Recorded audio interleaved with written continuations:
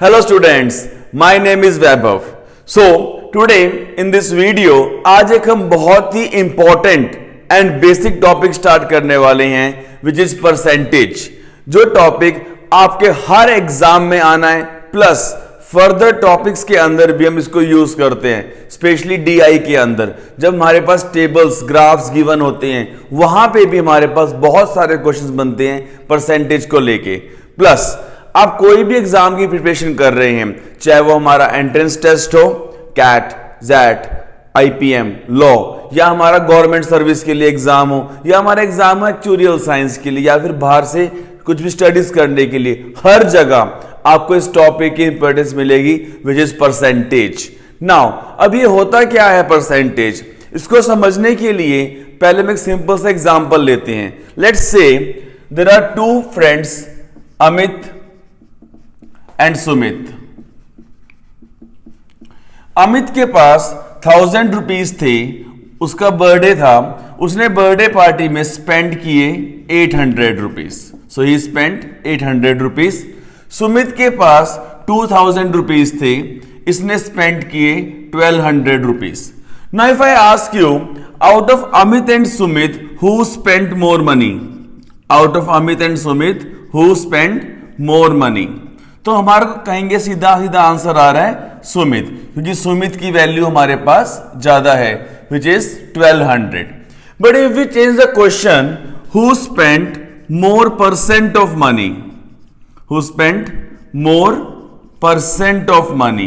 now यहां पे हमने एक वर्ड को यूज किया परसेंट या परसेंटेज, इसकी वजह से क्या हमारे पास आंसर सेम रहेगा या नहीं। तो Amit was spending 800 out of 1000 rupees into 100, सो हमारे पास क्या आ रहा है यहां पे 80%। And for Sumit 1200 out of 2000 into 100, अब हमारे पास आ रहा है यहां पे 60%। नाउ जब हम परसेंटेज की टर्म्स में बात कर रहे हैं तो हमारे पास आंसर आ रहा है कि Amit spent more amount of money. So now what is percentage? Percentage is simply when we present some number और some part on a scale of 100, कि 100 के कंपैरिजन में हमारे पास नंबर क्या आ रहा है, this is called percentage. So in this topic what will be our objectives, कि पहले हम बात करेंगे about fraction to percentage conversion. यहां से हम वो बेसिक्स सीखेंगे कि पूरे एग्जाम में या पूरे अरिथमेटिक में, पूरे टॉपिक में और इवन फर्दर टॉपिक्स में आप बिना फॉर्मूले को यूज करे टाइम कैसे बचा सकते हैं। Second is percentage comparison. पूरे टॉपिक के अंदर अगर हम दो चीजों पे ध्यान दें, फर्स्ट कि हमें वैल्यू किससे कंपेयर करनी है, सेकेंड जब वैल्यू गिवन ना हो तो हमें वैल्यू क्या एज्यूम करनी है। इन दोनों को समझने के बाद हमारा 80% टॉपिक ऐसे ही खत्म हो जाता है। फिर सिर्फ क्या बचता है, just to read the language of the question. मतलब इन दो इतने बेसिक चीजें हैं जो हम सीखेंगे परसेंटेज कंपैरिजन, कि आपका मोर देन हाफ टॉपिक यहीं पे खत्म हो जाएगा। Then will talk about distribution in terms of percentage, then price, expenditure and consumption, then we'll talk about successive percentage, then student marks कि बच्चा पास हो रहा है, फेल हो रहा है, वहां पे उसके टोटल मार्क्स हमें निकालने होंगे, then about election concept, then the last part would be set theory based, one of the most important thing in any exam, क्योंकि यहां पे हम एक साथ दो टॉपिक को कंबाइन कर रहे होते हैं। इन सबको सीखने के बाद then we'll talk about previous year questions। Now इसको मैंने इस तरीके से डिजाइन किया है कि स्टेप बाय स्टेप करने के बाद हम 0 से लेके 100 तक आप किसी भी एग्जाम की प्रिपरेशन कर रहे हो, आप विद इन 5 to 15 सेकेंड्स आप किसी भी बेसिक और मीडियम लेवल क्वेश्चन को इजीली सॉल्व कर सकते हैं। तो चलिए ना पहले हम बात करते हैं about fraction to percentage conversion. ये वो बेसिक है जो आपके पास आने वाला पूरा टॉपिक बहुत आसान बना देगा। ना हमें क्या करना है, हमारे पास ये फ्रैक्शंस गिवन है, इसे हमें कन्वर्ट करना है परसेंटेज की फॉर्म में। अब सॉल्व तो हम कर सकते हैं, लेकिन बिना सॉल्व करे जब एग्जाम इसको हम याद कैसे करें। अब ये कोई वो चीज तो है नहीं कि हम क्रैम कर लें। क्या मैं आपको याद रहूंगा? अगर आप मेरे को देख रहे हो तो आपको मैं याद रहूंगा, अगर नहीं देखा आप मुझे भूल जाओगे। तो सेम चीज यहां पे, इन वैल्यूज को हमें इस तरीके से कुछ ट्रिक बनानी चाहिए, जो बनाएंगे अभी हम, कि आपको ये ऑटोमेटिक याद हो जाए, हमें क्रैम ना करना पड़े, जिससे कि एग्जाम में बिना फॉर्मूले को यूज किए हम बहुत इजीली क्वेश्चन को सॉल्व कर सकते हैं। नाउ सी 1/1 into 100, हमारे पास क्या बन जाएगा, ये 100%। अब 1/1 का हाफ क्या हो रहा है, 1/2, सो into 100 हमारे पास आ गया 50%। अब हाफ का हाफ 1/4, तो 50 का हाफ हम इधर लिख देंगे 25%। 1/4 का हाफ इज 1/8, सो 1/8 25 का हाफ, हमारे पास ये वैल्यू बन जाएगी 12.5%। इन द सेम वे इसका हाफ क्या हो रहा है, 1/16, तो 12 का हाफ 6.5 का हाफ 0.25, आंसर आ गया 6.25। ऐसे ही अगर इसका हाफ करें 1/32 into 100, तो हमारे पास क्या आ जाएगा 3.125%। नाउ अब इसके अंदर हमारे पास इजी वैल्यूज कौन सी हैं, 1/5 into 100 which is 20%, 1/10 into 100 this is 10%, 1/20 into 100 this is 5%। अब हमने यहां पे बीच बीच में क्यों निकाली वैल्यूज, क्योंकि एग्जाम के अंदर हम जब कोई भी एग्जाम दे रहे हैं, चाहे बैंकिंग एग्जाम हो, गवर्नमेंट एग्जाम हो, एंट्रेंस एग्जाम हो, हम सबसे बड़ी मिस्टेक क्या करते हैं कि हम स्टार्ट करते हैं फर्स्ट क्वेश्चन से, फर्स्ट सेकंड थर्ड, हम सीरियल वाइज करते हैं। नो, उससे हमारे एग्जाम में टाइम वेस्ट होएगा, हमारी एक्यूरेसी नहीं बन पाती। हमें क्या करना है, हमें पहले करने चाहिए हमेशा इजी क्वेश्चंस अटेम्प्ट, फिर मीडियम, फिर डिफिकल्ट, जो आपको डिसाइड करना है कि आपके लिए कौन सा इजी है, कौन सा मीडियम है, कौन सा डिफिकल्ट है, क्योंकि एग्जाम में हमारे पास टाइम लिमिट होती है, उस टाइम के अंदर हम कितने क्वेश्चन कर सकते हैं वो मैटर करते हैं। Now so 1/20 was 5%। अब हम बात करेंगे 1/3 के लिए। जब इसे हम सॉल्व कर रहे हैं 1/3 into 100, हमारे पास आया 33.33%। तो हमने क्या देखा, 3 के मल्टीपल वाले केस में जो नंबर डेसिमल से पहले आ रहा है वही नंबर हमारे पास रिपीट हो रहा होता है। सिमिलरली 1/6 into 100, इसको हम सॉल्व भी कर सकते हैं। ट्रिक क्या है यहाँ पे, 1 और 6 में से अगर हम इस बीच के बार को हटा देते हैं तो हमारे पास डिजिट कौन से आ रहे हैं, 1 6 16। अब ये 3 का मल्टीपल भी है तो ये बन गया 16.66%।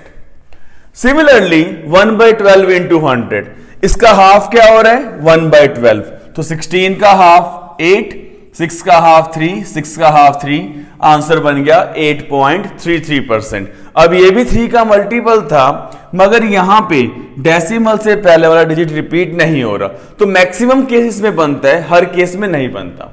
देन 1/15 into 100, 15 into 6 90, तो पॉइंट के बाद 6.66%। सिमिलरली 100/18, जब इसे हम डिवाइड करेंगे, क्वेश्चन आ रहा है 5, तो पॉइंट के बाद 5 ये बन गया 5.55%। अब हमारे पास कुछ नंबर्स ऐसे हैं like 1/9 and 1/11, these two are inverse of each other. जब इसे हम सॉल्व कर रहे हैं तो यहां पे क्या आ जाएगा 11.11%, and in case of 1/11 9.09%। Similarly 1/17 and 1/14 are tables of each other. 7 वाले केस में हम करेंगे table of 14, 14 into 1 14, 14 into 2 28, so 1/7 will be called as 14.28%. In case of 14, table of 7, 7 into 1 7, 7 into 2 14, so 1/14 will be called as 7.14%. Now numbers like 1/13, 17 and 19, यहां पे इसको हमें याद करना पड़ेगा, क्योंकि 1/13 जो है एग्जाम पॉइंट ऑफ व्यू से बहुत इंपॉर्टेंट वैल्यू है। On solving this is called 7.7% और 7.69%। तो मतलब एग्जाम में वो हमारे को 7.69 भी दे सकता है या 7.7 भी दे सकता है। दोनों ही केस में क्या बनेगा 1/13। 1/17 5.88%, 1/19 5.26%। अब अप टू 1/14 आपके पास एग्जाम में बहुत बार वैल्यू रिपीट होती है। This is the most important value, difficult questions में आपको देखने को मिलेगी, and these are the most repeated value in the exam. अब हमारे पास कोई भी क्वेश्चन आता है इन परसेंटेज की टर्म्स में, हम उसको यूज कर सकते हैं। अब हमें यह चेक करना है जो हमने ये कन्वर्जन किया है इसका यूज किया है। एक तो आपको ये हेल्प करेगा सिंप्लीफिकेशन ऑफ क्वेश्चन में, जो कि बैंक के पेपर में आपके पास 10 से 15 क्वेश्चन आते हैं प्री राउंड के अंदर। आप कोई भी एग्जाम उठा के देख लेना, question of simplification will be there, वहां पे हम परसेंटेज को यूज कर रहे होते हैं। एक तो इसका हमारा ये यूज हो गया। सेकेंड थिंग, अब इसको हम यूज कैसे करें, that is the most important thing. अब ये सारे कन्वर्जन आपके सामने हैं। अगर मैं यहां पे नंबर लिखता हूं कि 1/11 को हम कहते हैं 9.09%, सो 2/11 क्या हो जाएगा, दोनों साइड को हम 2 से मल्टीप्लाई कर देंगे, 9 इंटू 2 18.18%। तो हमें यह चेक करना होता है कि जब इनके मल्टीपल्स गिवन है तो वो वैल्यू कहां लाई कर सकती है। सिमिलरली अगर मैं लिखूं 5/11, हमने दोनों साइड को मल्टीप्लाई किया 5 से, तो ये बन गया 45.45%। किसी और को यूज करके देखते हैं। 1/7 हमारे पास आ रहा था 14.28%।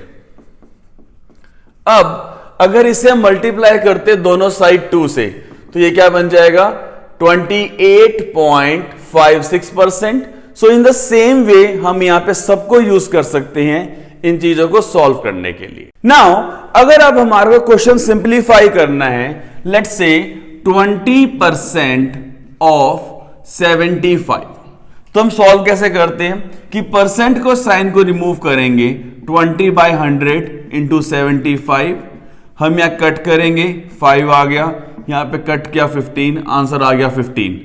और दिस 20%, अभी हमने क्या सीखा, फ्रैक्शन की फॉर्म में होता है 1/5, सो डायरेक्टली हम कर सकते थे 1/5 into 75 is equal to 15। Let's try one more example.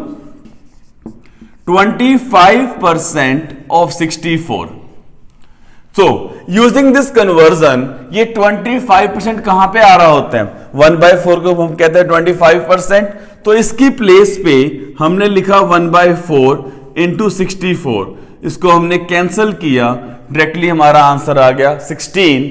इसको हम क्रॉस चेक भी कर सकते हैं कि 25/100 इंटू 64 ये कट होके बनता है 1/4, answer will be same, that is 16। Now let's take one more example कि 14.28% ऑफ 77।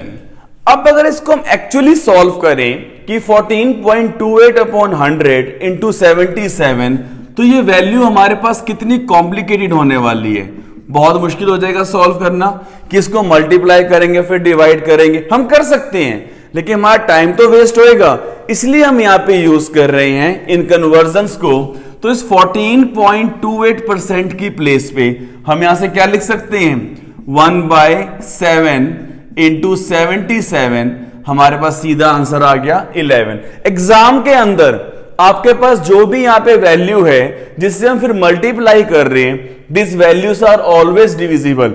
एग्जाम में ऐसा कभी भी नहीं होएगा कि आपको वैल्यू डिविजिबल नहीं मिलेंगी, क्योंकि उनको सिर्फ ये चेक करना है कि हमारे कॉन्सेप्ट्स कितने क्लियर हैं और हम फास्टली कितना सॉल्व कर सकते हैं। दे नेवर वांट कि हम मैथमेटिशियन है या नहीं, ठीक है। So in this way we can solve. Let's try one more example. 37.5% of 240।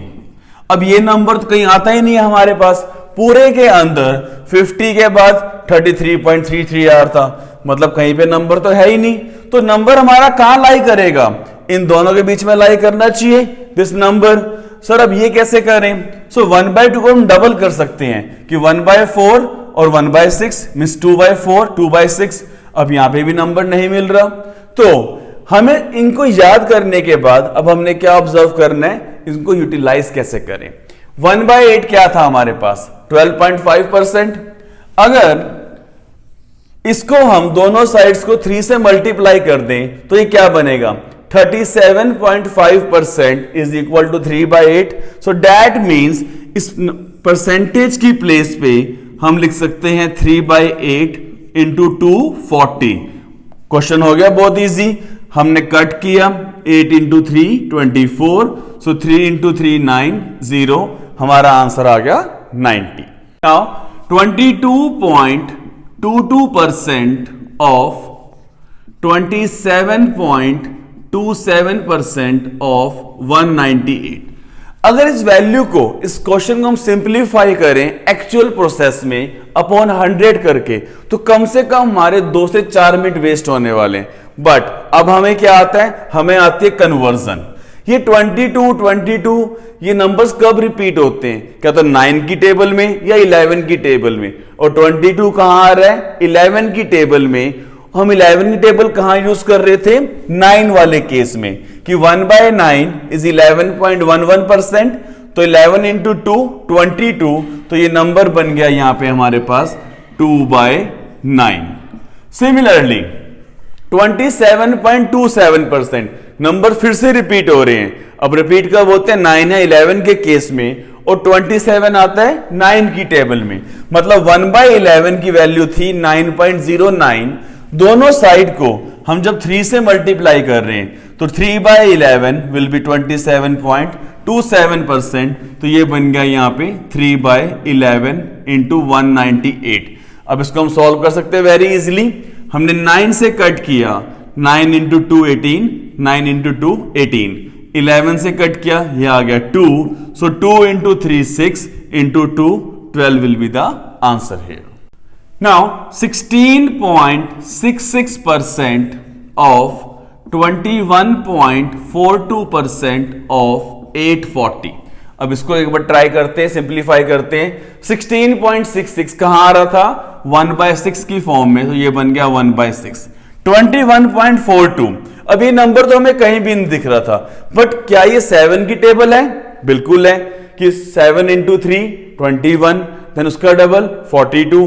तो ये नंबर कहां यूज कर रहे थे हम? 14 वाले केस में, कि multiplying both the sides by 3. ये बन गया 21.42. ये बन जाएगा 3/14. तो नाउ अब 21.42 की प्लेस पे हम 3/14 लिख सकते हैं इंटू 840. इसको सॉल्व करते हैं. 6 इंटू 14 84. 14 से कैंसिल किया 10 आ गया. सो 3 इंटू 10 हमारे पास आंसर बन गया 30. अब जितने भी हमने वैल्यूज ट्राई करी, अब हम प्रैक्टिस कैसे करेंगे? पहले हम इसको रिवाइज करेंगे, उसके बाद हम इसके डिफरेंट मल्टीपल्स को ट्राई करेंगे. यहां पे हम जो भी क्वेश्चंस ट्राई कर रहे थे वो सारे के सारे थे लेस देन 100%. अगर हमारे पास वैल्यू कोई 100% से ऊपर है, तो हम फ्रैक्शंस को कैसे यूज करें? चलिए अब उसको देखते हैं. Now for example we have 133.33%. अब ये नंबर तो इज मोर देन 100%. तो कैसे अप्रोच करें?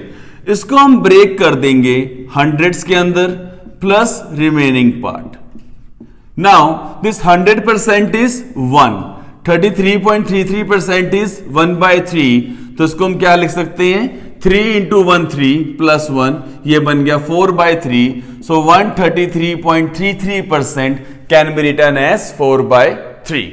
सिमिलरली अगर हमारे पास नंबर होता 333.33%, तो same thing will do.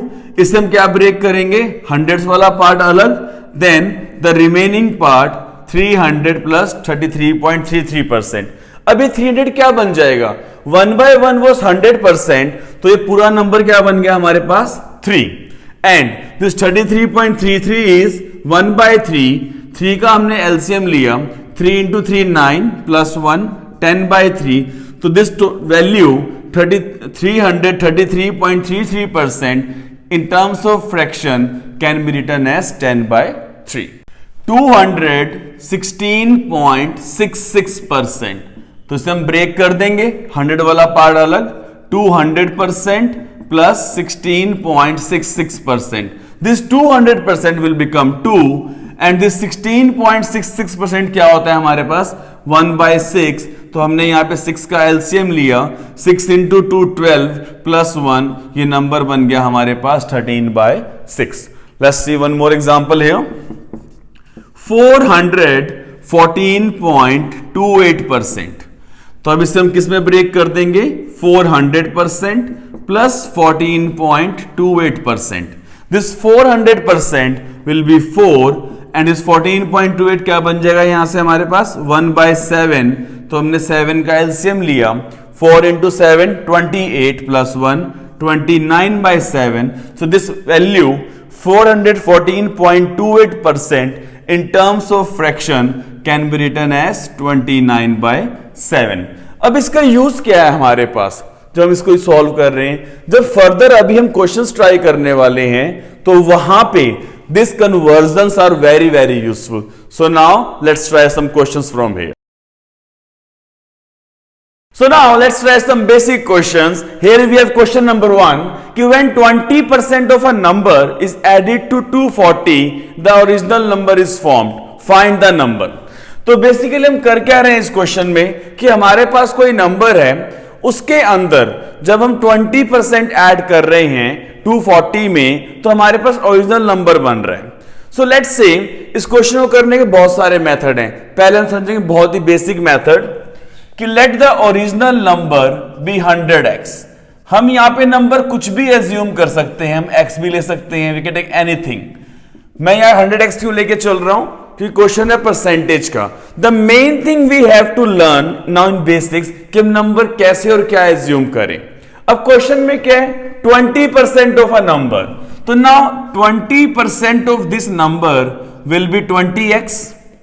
Now this number is added to 240 given है क्वेश्चन में कि when 20% of a number is added to 240 the original number is formed। तो ओरिजिनल नंबर क्या एज्यूम किया हमने, 100x। यहां से अब हम इसका आंसर निकाल सकते हैं कि 100 minus 20 80x is equal to 240 and this x is equal to 250/83। Question है find the original number. Original number हमने एज्यूम किया था 100x, तो ये क्या बन जाएगा, 100 into 3 is equal to 300 is the answer. मतलब बिल्कुल कोई भी नंबर एज्यूम करके हम सॉल्व कर सकते हैं। नाउ जो अभी हमने फ्रैक्शन सीखी थी उसकी हेल्प से करते हैं। हम क्वेश्चन में क्या कर रहे हैं, हमें गिवन है 20%, इसे जब हम कन्वर्ट कर रहे हैं फ्रैक्शन में it will be written as 1/5।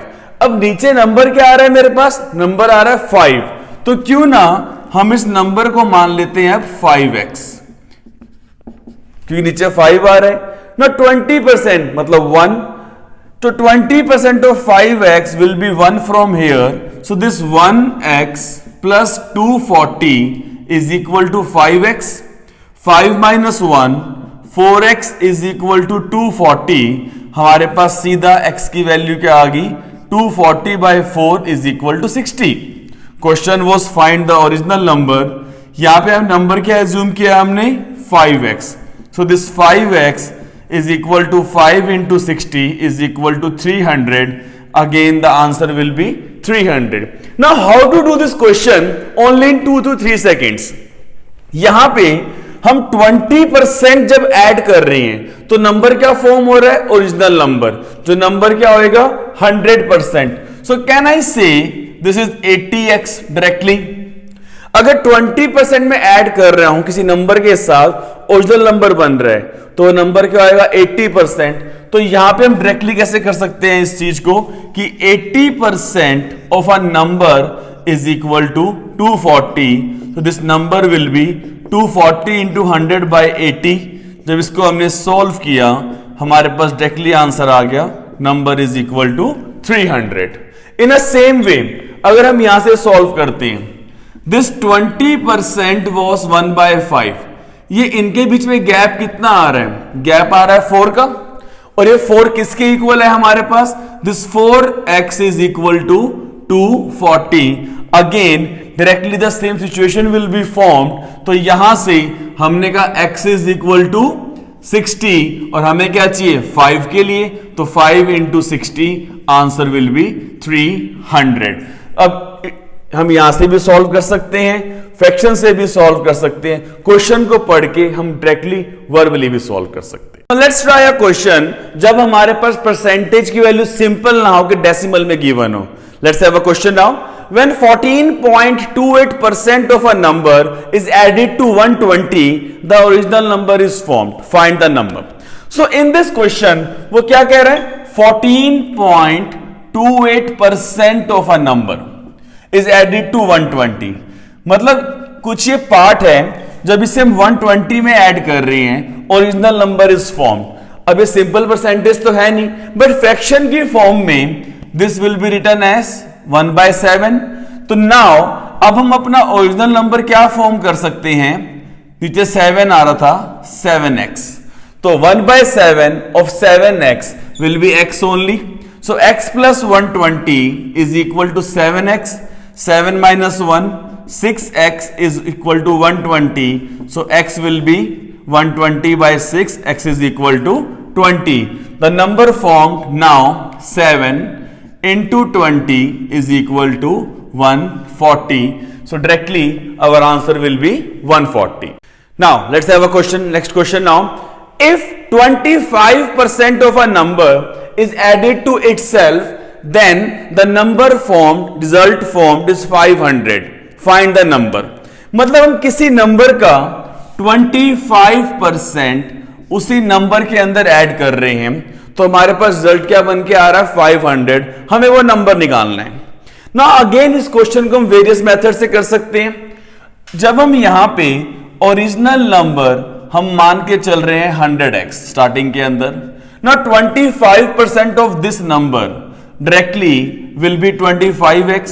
कह रहे एडिड टू इटसेल्फ, तो added to 100x result obtained क्या हो रहा है? 500। तो यहां से हमने कहा 125x is equal to 500. So x will be equal to 500 by 125. x is equal to 4. Find the number. तो नंबर हमने एज्यूम किया था 100x. x is equal to 4. So 100 into 4 हमारे पास आंसर आ गया 400. Now how to do verbally? 25% अपने आप में ऐड कर रहे हैं, तो पूरा नंबर क्या होता है? 100%। ऐड किया 25, 125 बन जाएगा। अगर वो माइनस क्या था तो हम माइनस कर देते, तो 100 minus 25 75 बन जाता। सो directly 100 plus 25, 125% of number will B 500। तो यहां से इसको हम डायरेक्टली भी कर सकते थे कि 125/100 into n is equal to 500. So n will be equal to 500 into 100/120. Cancel किया 4. Again the answer will be 400. Now how to approach this question with using the fraction? This 25% when written in a form of a fraction, we know it is 1/4. अब नीचे number क्या आ रहा है मेरे पास? नीचे आ रहा है 4. तो now I can assume that number to be 4y. अब इस नंबर का 1/4 क्या होगा? ऊपर 1 आ रहा है, तो मतलब 1y होएगा। So 25% of this number, that is y, added to itself, result obtained is 500. So 5y is equal to 500. y is equal to 100. हमारे से क्या पूछ रहा है? Find the number. So now this 4 into 100, again the answer will be 400. So we can solve this question by various methods, and सारे आसान है। ये ज्यादा इजी क्यों होता है? क्योंकि हमारे पास कोई भी वैल्यू गिवन हो, यहां से हम अप्रोच कर सकते हैं। Now if 11.11% of a number is added with itself, the result obtained is 800. Find the number. So अब 11.11% of a number मुझे ऐड करना है, जिससे हमारा रिजल्ट आ रहा है 800. Now we know this 11.11% is 1/9. तो यहां पे अब हम नंबर क्या एज्यूम कर सकते हैं? नीचे आ रहा है 9, हमने एज्यूम कर लिया 9y. Now this question 11.11% of a number. So 1/9 of 9y will be y only. तो y plus 9y is equal to 800. So we have 10y is equal to 800 or y is equal to 80. So now my answer will be 9 into 80 is equal to 720 will be the answer for my this question. यहां पे हम ratio को भी introduce कर सकते हैं क्योंकि fraction जो है रेशो ही होती है. उसने कहा एडेड, हमने साइन पुट किया प्लस का, तो नाउ मैं नंबर एज्यूम कर सकता हूं 9 प्लस 1 हम डायरेक्टली कर लेंगे 10. कह रहा है ना 11.11% of a number is added. नीचे आ रहा था 9, हमने लिखा 9 plus 1, 9 plus 1 10. Now this thing is given, result obtained is 800. To make it 800 इसे हम मल्टीप्लाई कर रहे हैं 80 से. सो नाउ 9 इंटू 80 हमारे पास यहां से भी आंसर आ जाएगा 720. If 36 is added to a number, the result becomes 130% of the number. Find the number. मतलब कोई नंबर है, उसमें 36 ऐड कर रहे हैं, तो रिजल्ट फॉर्म क्या हो रहा है 130% of the number. So now again जब हम यहां पे नंबर एज्यूम कर रहे हैं 100x या 100y, when 36 is added to a number, इसमें हमने ऐड किया, the result obtained is 130% of this number. तो डायरेक्टली इसका 130% क्या हो जाएगा हमारे पास 130y. So 130 minus 100, this 30y is equal to 36. अब यहां से जो y की वैल्यू आ रही है हमारे पास आ रही है 36/30. नाउ अभी इसको हम फर्दर सॉल्व नहीं करेंगे, हम इसको यहीं पे छोड़ देंगे क्योंकि नंबर कंप्लीटली डिविजिबल नहीं है. क्वेश्चन की डिमांड क्या है, find the number. So now this number 100y will be equal to 100 into 36/30. 0 से 0 कैंसिल, 3 से कट किया, यहां पे आ गया 12. सो 10 इंटू 12 हमारे पास आंसर आ गया 120. Now how to solve this question using the fraction. हमारे पास गिवन है नंबर ऑब्टेन्ड इज 130%. इसको इन टर्म्स ऑफ फ्रैक्शन हम लिख सकते हैं 100% plus 30%. This is 1, this is 3/10. हमारे पास ये बन रहा है 13/10. इस नंबर के अंदर हम ऐड कर रहे हैं 36, तो नंबर फॉर्म ये हो रहा है. और यहां पे इसको मैं लिखा रेशो की टर्म्स में कि my original number is 10, then my new number formed will be 13. ये गैप तो आ रहा है हमारे पास 3 का, बट क्वेश्चन की डिमांड क्या है, व्हेन 36 इज एडेड. मतलब इस 3 को हम कह रहे थे 36. ये 3 कब बनेगा 36, जब इसे हम मल्टीप्लाई करेंगे 12 के साथ. सो 10 into 12 this is 120, 13 into 12 is 156. जब हम डिफरेंस चेक करेंगे आपका डिफरेंस आ गया 36 का. So now the number is 120. If they ask you find the new number, then our answer directly will be 156. So that means यहां से विद इन ओनली 5 सेकेंड्स हम इस क्वेश्चन का आंसर निकाल सकते हैं. If 48 is added to a number, the number becomes 144.44% of the original number. Find the number. मतलब इस क्वेश्चन में 48 ऐड करने के बाद हमारे पास नंबर क्या बन रहा है 144.44%. तो नंबर मेरा कितने से इंक्रीज हो रहा है यहां पे, जब इसको मैं ब्रेक कर रहा हूं, दिस इज 100% और यहां पे क्या आ रहा है 44.44%. सो दैट मीन्स इस 44.44 की वैल्यू कब है, जब इसे हम 48 से इंक्रीज कर रहे हैं. सो इस 44.44% को इन टर्म्स ऑफ फ्रैक्शन हम क्या लिख सकते हैं, 11.11 क्या था आपके पास 1/9, तो 44.44 क्या हो जाएगा हमारे पास 4/9. तो यहां पे हमने लिखा दिस 44.44% इज इक्वल टू 4/9.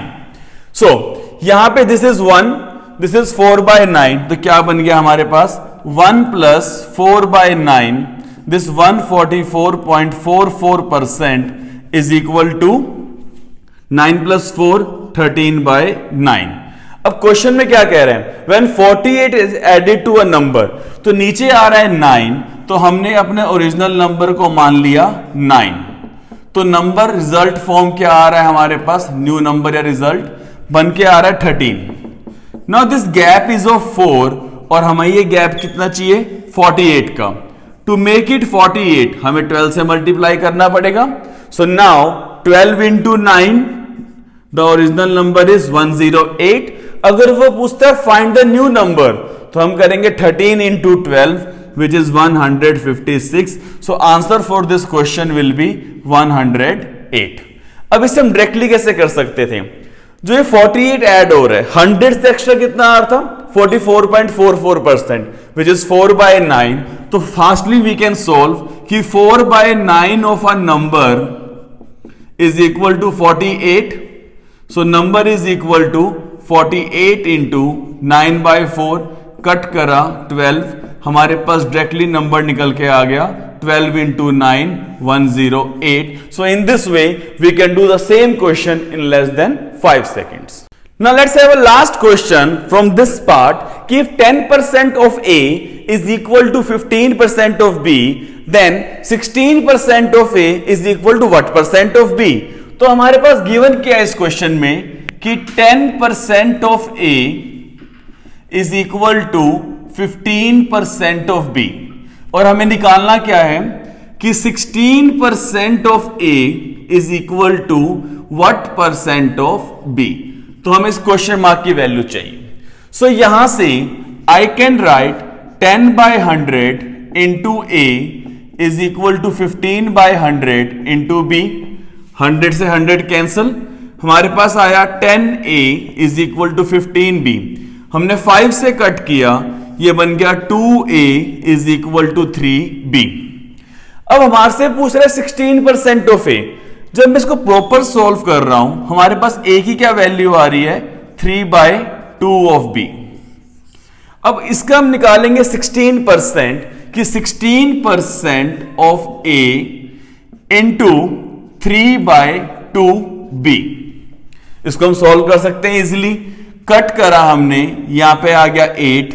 ये क्या बन रहा है हमारे पास? 24/100 इंटू B, और I can say 24% of B. तो हमारे पास आंसर क्या आ गया? 24%. ये तो हमने प्रॉपर सॉल्व किया. Now how to do in less than 5 seconds. Question में गिवन क्या है? 10% of A is equal to 15% of B. यहां से हमने सीधा निकाला 10A is equal to 15B. Percent से परसेंट डायरेक्टली कैंसिल कर दिया, तो हमारे पास क्या निकल के आया? 2A is equal to 3B. अब गिवन क्या है मेरे को? 16% of A. So that means इस 2 को हमने बनाना था 16A. ये कब बनेगा?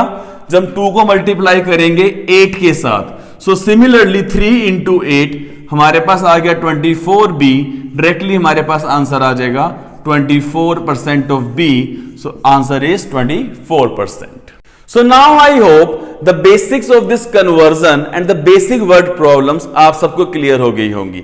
फिर भी आपको कोई डाउट है तो आप उसे कमेंट सेक्शन में पोस्ट कर सकते हैं. नेक्स्ट पार्ट में हम बात करेंगे about percentage comparison and then the other things. So do like, share and subscribe this channel for more updates. Guidance मेरी, मेहनत आपकी.